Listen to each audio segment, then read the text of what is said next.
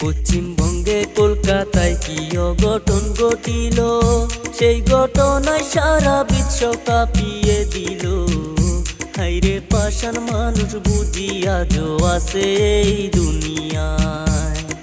ভূমিকার ঘটনা শুনলে কলজা পাইটা যায়।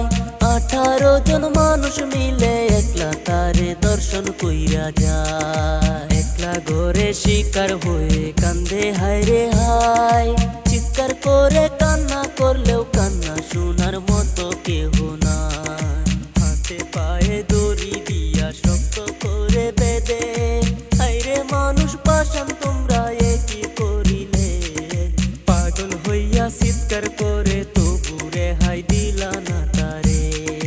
ডক্টরেরই রিপোর্ট মতো জানা যে গেল, শরীরেতে 113 টাকা